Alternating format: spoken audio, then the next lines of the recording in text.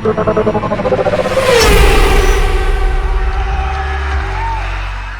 the high-octane world of Formula One, rivalries are as much a part of the sport as the roar of the engines and the thrill of the race. Yet, in this fiercely competitive arena, a partnership emerged that would change the course of racing history. Real big, real big. I know one day I would do it real big. Real shit, real shit.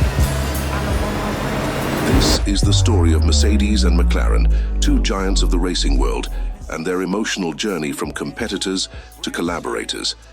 Today, Ferrari holds the record for the most Grand Prix victories, having won 242 times.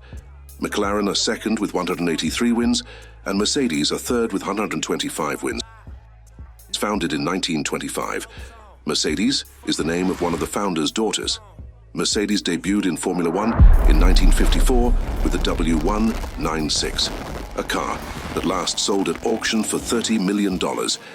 Mercedes immediately made its mark in F1, with Juan Manuel Fangio winning the 1954 F1 championship. Talk about an entrance. Mercedes made a new car for the 1955 championship named the 300 SLR. This car was genuinely unbeatable, and they won many races that year.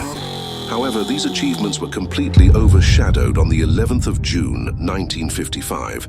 Following this tragic accident at Le Mans, Mercedes decided to withdraw from all motorsport activities, including F1 for more than 3 decades. This accident marked a pivotal orientation towards safety for Mercedes.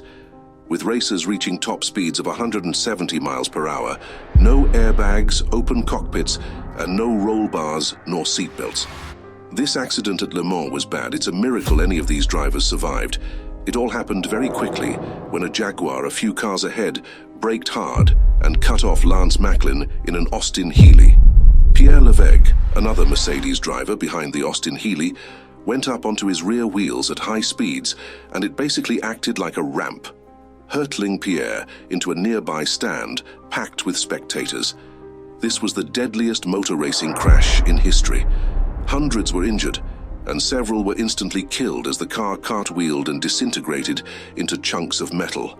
Then the car's rear fuel tank exploded. And I really wish I was done, but they made this thing out of an experimental magnesium alloy. Magnesium is flammable and burns white hot. It is also very difficult to extinguish. Talk about an exit. This accident sent outcry throughout Europe and much of the racing world. Safety became a concern. Tracks were outfitted with new cages, spectators were placed further away, and drivers were enclosed in their vehicles. Founded in 1963 by Bruce McLaren, the McLaren team quickly became a force to reckon with in the world of F1. Securing its first Grand Prix win in 1968, the team continued to build its reputation and legacy in the subsequent decades. While Mercedes was crafting S-classes and some of the coolest coupes ever, McLaren was tearing up the racing scene. They had a few years where they just swept everybody, every race.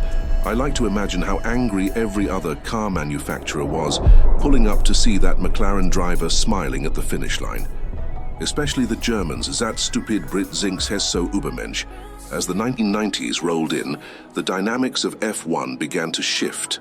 The sport was evolving, becoming more technical, and reaching insane speeds.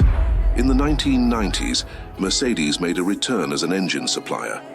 Recognizing the need for a racing partner that could match its ambitions, they found McLaren, a team with a rich racing history and an insatiable appetite for more championships. It was 1995.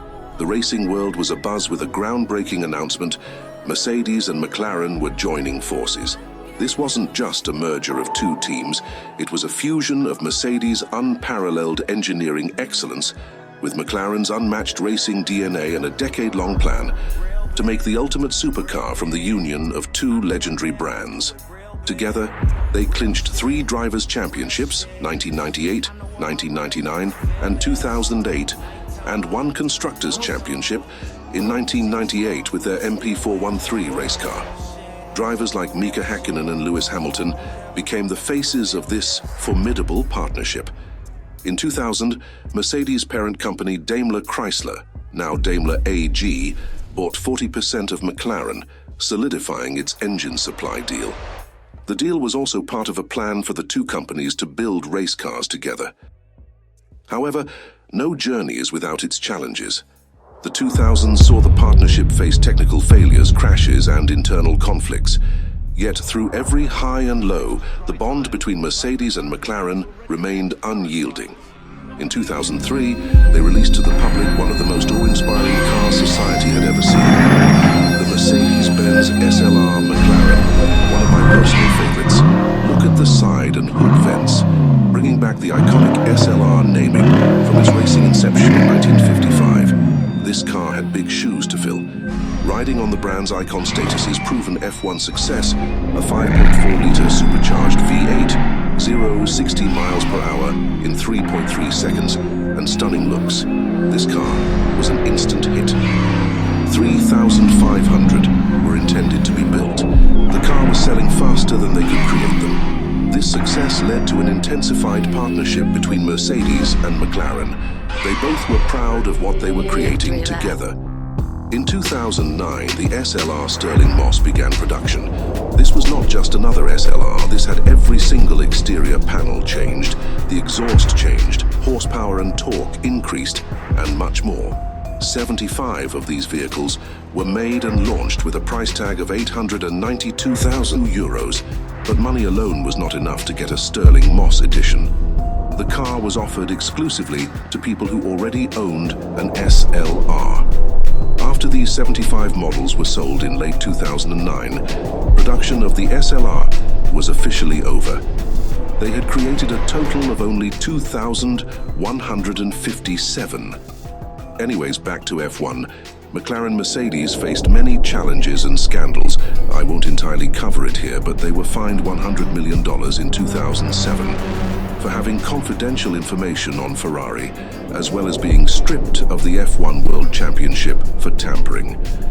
The best or nothing included morals, but that seemed to be passed upon by the Brits. Daimler AG, owning 40% stake, had to pay 40% of $100 million, and that didn't sit the best since Daimler knew nothing about the offense and had a wider reputation to be mindful of. $100 million can do a lot to a relationship, and they had a lot to figure out. Things were not getting better. In 2009, McLaren launched the MP4-12C, a supercar and direct competitor to its part owner. In late 2009, Mercedes built up a new underdog F1 constructor, Brawn GP, and sold its entire equity in McLaren throughout the next 2 years. By 2014, Mercedes and McLaren went their separate ways in terms of team ownership, with Mercedes establishing its own team and McLaren getting Honda back into F1 to make their engines. After being rivals for 6 seasons and realizing some things are better together, McLaren returned to using Mercedes engines in Formula One in 2021. Kind of a weird love-hate dynamic going on here, like that one couple that is together, but not. So what are we, baby?